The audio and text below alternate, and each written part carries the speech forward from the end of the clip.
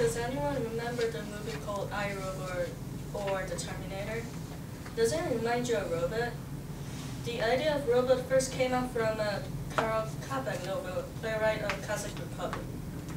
In 1979, the Robot Institute of America defined robot as a robot is a reprogrammable, malfunctional manipulator designed to move materials, parts, tools, or specialized devices through variable programs motion for the performance of a variety of tasks.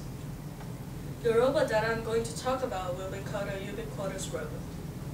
To give you a brief summary of the ubiquitous robot, it's a robot incorporating 3 components including virtual software, robot avatar, real-world mobile robot, and embedded sensor system in surroundings. Well, does it sound really complicated?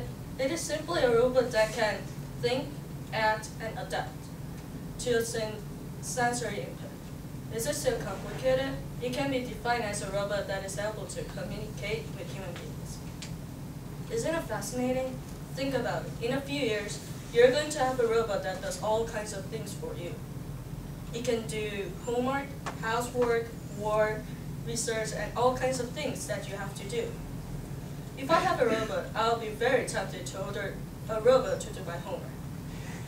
Wouldn't you be? As every technology has an advantage and disadvantage, the ubiquitous robot also has advantage and disadvantage. Let's start with the advantage. How many of you want to go to army and have to fight in war? How many parents want their kids to fight in war, but don't know if they will be safe or not? How many of you like to manufacture products by step by yourself? How many of you like cooking food for every day? No one wants to go into the army, have a war, or have to cook every day and manufacture by him or himself. By having a URC robot, all these things can be solved. Soldiers don't need to die in war. The robot will fight for you instead. The robot will also make cooking independently absolute. For workers, they will not need to make products by their own. The robot will do it for you. Household chores will be taken care of, and humans will no longer have to vacuum, take care of their pets, human read books to a baby, etc. The URC robot will do it for you. Isn't it great? However, the ubiquitous robot is not a human, it's a machine.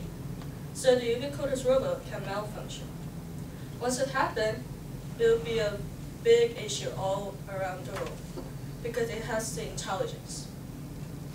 The iRobot or Terminator are no longer a fantasy movie. It could be our future. Some people might be saying that doesn't make sense at all.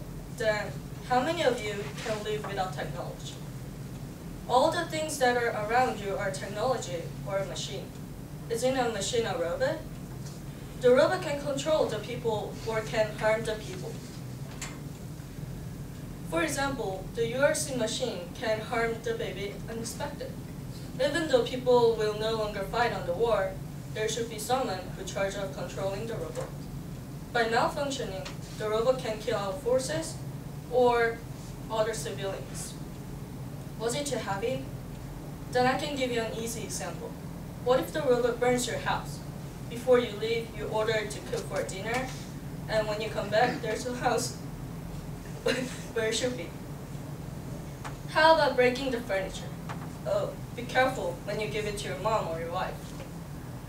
Every technology has an advantage and disadvantage. Don't take it so easily. It doesn't mean not to buy it, but deliberate before you buy it. Think about all the risks that you have to take. So, are you ready for your URC robot?